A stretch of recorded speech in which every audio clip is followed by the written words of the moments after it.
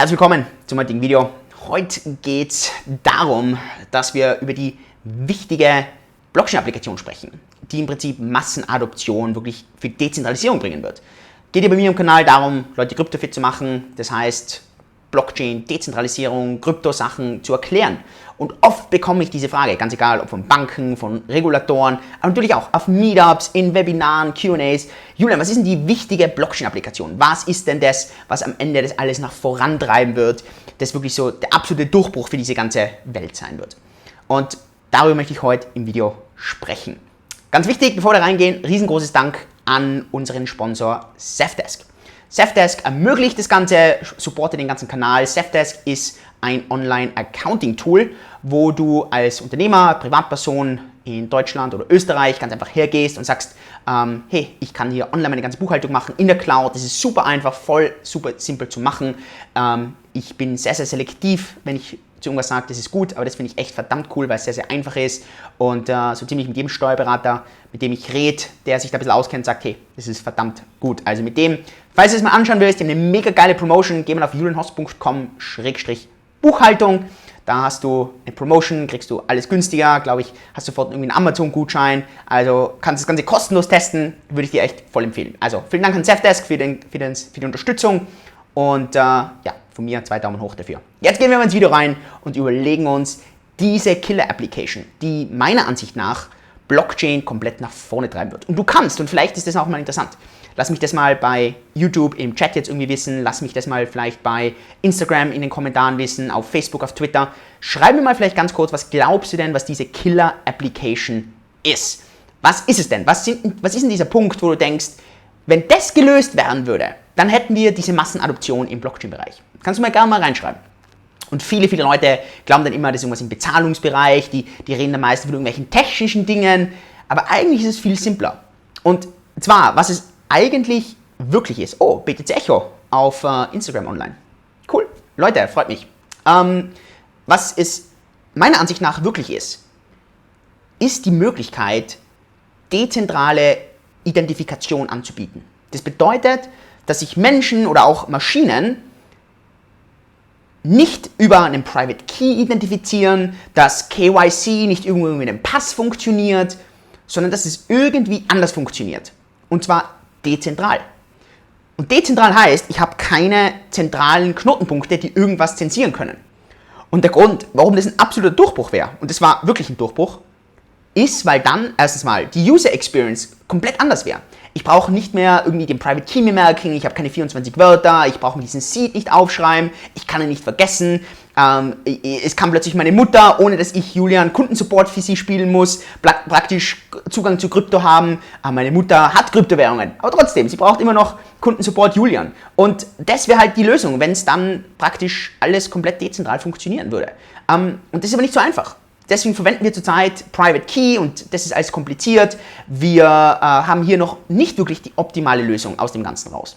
Und das würde dann auch ermöglichen, dass in Zukunft, keine Ahnung, Maschinen, vielleicht auch Gegenstände irgendwie deutlich besser Zugang zu einem dezentralen System hätten. Und das ist einfach noch ein ungelöstes Problem. Am Ende des Tages ist das nicht so ganz einfach. Es gibt theoretisch 2 bis 3, sagen wir mal 3 Möglichkeiten, wie eine solche dezentrale Identität ausschauen könnte. Und gehen wir jetzt einfach mal durch und überlegen uns das, was sind die Stärken und Schwächen.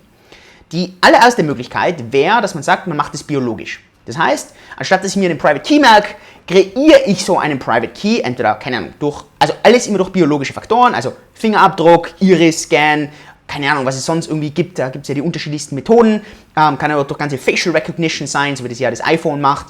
Und am Ende des Tages glaube ich, dass das alles noch nicht ausgereift genug ist, dass man wirklich keine zentralen Zwischenspieler mehr braucht. Weil selbst wenn du sagst, okay, du machst das über einen Fingerabdruck, naja, was tust du jetzt, wenn jemand deinen Fingerabdruck irgendwo hat? Was tust du, wenn dir jemand eine Flasche drüber zieht und du liegst dann irgendwie da und dann nimmt er deinen Finger, hebt den auf den Fingerscan und dann hat er $1 Million von dir.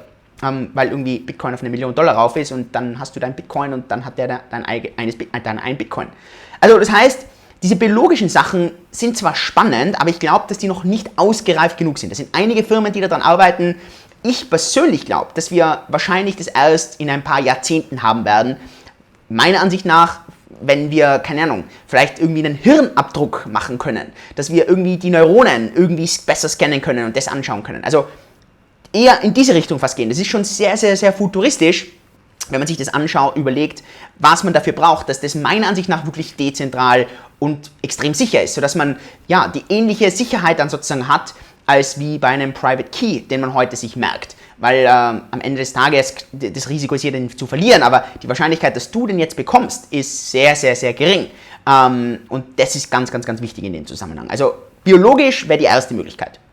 Die zweite Möglichkeit wäre, dass man das Ganze aufgrund von soziologischen oder Community-Faktoren macht. Das heißt, anstatt dass eine Person sagt, das bin ich, das ist der Julian, sagen das viele, viele andere Leute. Also eher so diesen Social Proof reinbringt. Und da gibt es unterschiedliche Methoden, wie man das machen könnte. Die simpleste Sache ist, du hast einfach so wie auf Facebook, keine Ahnung, 10 Leute, die einfach sagen, ja stimmt, das ist der Julian, und umso höher sozusagen hier die Verifikation ist, umso eindeutiger ist, dass du das bist. Der große Vorteil aus dem Ganzen wäre, das wäre eigentlich jetzt schon umsetzbar, das heißt, wir wären da eigentlich gar nicht so weit weg davon. Das heißt, das könnte man jetzt machen, aber natürlich der Nachteil ist auch, ist oft ein bisschen schwierig, weil was tust du jetzt, wenn dann plötzlich, keine Ahnung, 50 andere Leute hergehen und sagen, na, das da drüben ist der Julian. Und dann wird es oft ein bisschen schwierig, gerade auch mit wirtschaftlichen Faktoren, Pay-to-Play, das heißt, dann zahlen vielleicht die Leute, weil sie sagen, na, ich bezahle jetzt jemanden, weil dann bestätigt er oder sie, dass ich das bin.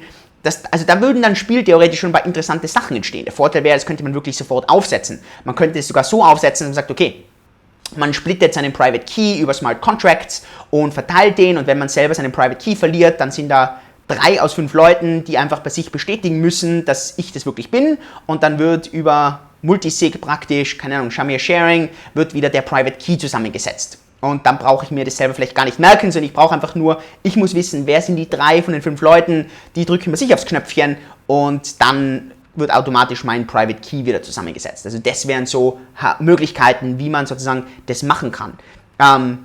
Muss fairerweise sagen, theoretisch alles möglich, Frage wird einfach sein, langfristig, wie könnte sowas denn wirklich auch ausschauen? Das ist, glaube ich, ganz wichtig. Und das Letzte ist natürlich, wenn Reputation auf der Blockchain entsteht, also nicht unbedingt nur Identifikation, sondern Reputation.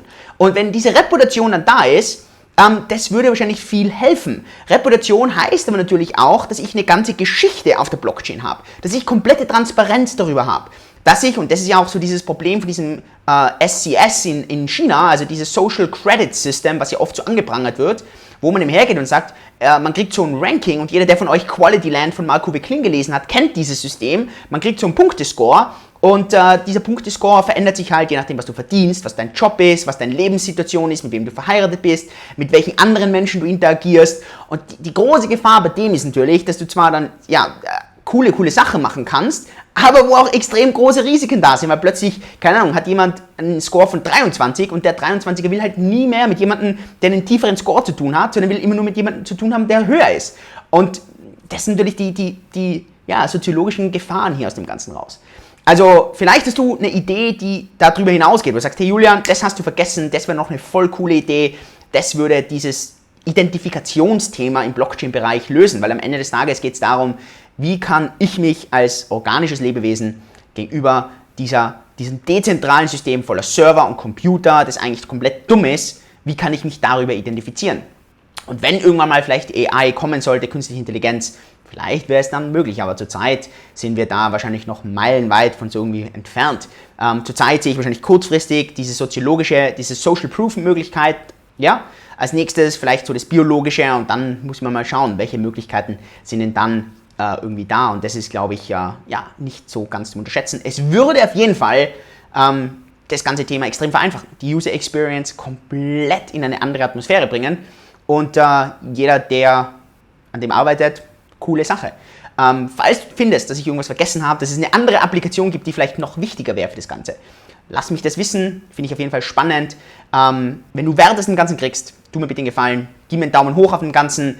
Falls du irgendwelche Sachen brauchst, Sachen anschauen willst, alle Links sind unten in der Beschreibung sowieso drinnen. Kannst du alle Dinge zu, keine Ahnung, kostenlosen Sachen, digitalen Produkten, Büchern und so weiter, findest du alles dort.